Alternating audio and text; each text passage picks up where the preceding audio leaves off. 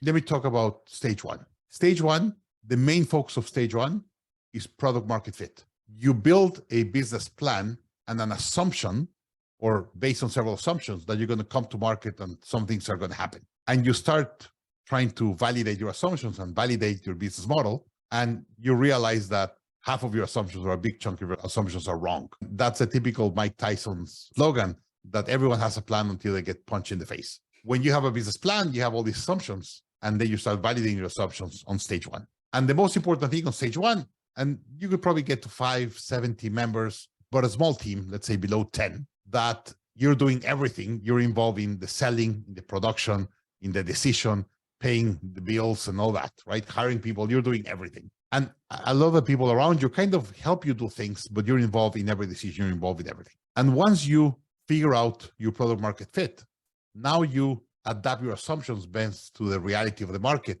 and the market dynamics. And now you say, okay, now I have a product that people are willing to buy. They're willing to buy at this price. I'm able to produce it at this price or a service. Now I have a business model. Now you go to stage two. And stage two is all about building a predictable revenue model. What happens when you go from stage one to stage two is now you have fixed expenses, and your expenses are growing, but in a fixed way. And your revenue or your income is going up and down. That really ages the entrepreneurs leading the company a lot, because you have to pay payroll and all this expense every week, and your income is very unstable. Once you have product market fit and you understand your product and how you serve the market and how you sell it, then you have to figure out a predictable selling process. You have to change your mindset and attention from just building the product and making sure you have a great product to how can I deliver the product and sell the product in a stable or predictable way. And that usually takes you to around 15, 20 team members. You should not grow above 15, 20 team members until you have a predictable sales system. Say, hey, I want to invest $1 in marketing and I get $3 back. I want to make an ad on TV and get X, right? You're proving your selling process. You're proving your systems for selling, credit card systems, all your funnels, all that. Once you have that, say, okay, now is the time to scale. Indeed, stage three, I call it a scale up, because that's when you should scale the company. You have a product that is proven by the market. You have a product market fit. You have a system or a model to sell that product or service. And now is the time to scale it. And that's when you do stage three and you start scaling your company. In stage two, you are a leader where you're leading everyone one-on-one. You really don't have any manager, or you have some, but you don't have a management team. Up to 20 people, one kind of reports to you, and you're like the sun and everyone reporting to you. Once you cross around 20 team members, you start building teams and you start hiring leaders who said, hey, you're going to be my leader of the customer success department. Now you're going to be my leader of my sales department. And now you have to learn how to lead through other leaders in the middle. That's why we call it, you go from a leader to a leader of leaders, because now you have to learn how to lead, not through you, through them. And it's really difficult for a first-time entrepreneur, or first-time leader to know how to do that. It's a completely different mindset saying, hey, I could not go to the people working for my leader and tell them what to do. I have to tell my leader for them to tell. No, but that's going to lose time. It's going to be slower. But you have to respect the position. You have to do that. If you jump your leader and you go and give direction, everything, their team members, if they have a problem, they're going to come to you. So you have to respect the position. So the team that works for that leader will respect the leader. So it's a very, very different dynamic than having everyone reporting to you, or you being able to go to everyone. And now you have to lead them through other leaders. And that just explodes the complexity of the operation. And that's, for me, the valley of death between stage 2 and 3. Let's talk about the two biggest complexities of going from stage 2 to stage 3. One is you have to lead through other leaders, but most importantly, you have to realize that your team doesn't work for you. You work for your team. My job is to bring the best head of sales and then coach them and help them and give them the tools for them to do their job better. And the more they grow their department, the better they do their job, the more sales they're going to generate for the company. So I've seen the best leaders that do that transition is they remove their hat of being their boss and they put a coach hat and said, hey, my job is to be the coach to help you be successful. Like in a game, the coach doesn't win the game.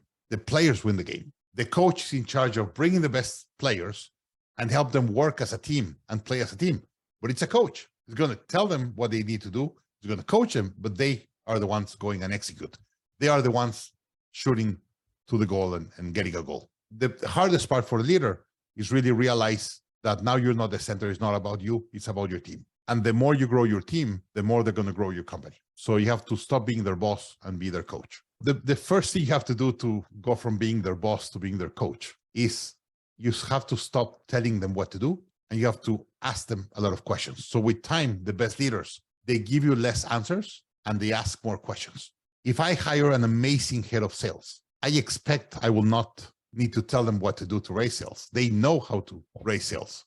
My job is to give them the tools, support them, encourage them for him to go and do that better. So instead of me telling them what to do, my job is to come and ask them, hey, what are you going to do to grow sales? Well, I'm going to do this. Okay.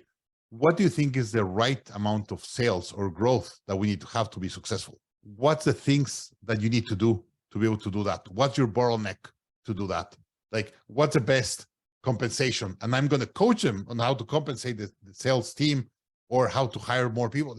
Like, my job is to coach them, but I cannot tell them what to do. I would expect my head of sales is much better than me in sales.